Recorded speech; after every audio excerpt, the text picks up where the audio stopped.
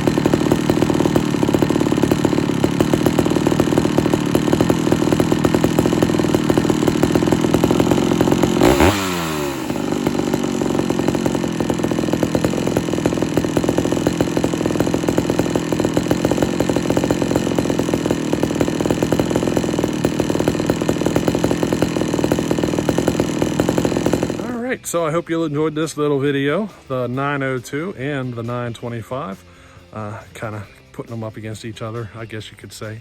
Not really a contest, but the 902 is running great. Nothing at all is showing me signs of it having an issue at all. She's running perfectly, tuning just like it should. So I think this saw is a pretty solid runner right now. I'll probably give it another test run, but you know, right now I am not having any issues whatsoever with the way this thing's running. The 925, you know, she's running great too. She was a little lean at first. I had to richen her up some, but you know, she came out pretty good. She was a little lean at first. I had retuned it on the tailgate, and I ended up retuning it just a little lean. So, you know, I had to fatten her up a little bit.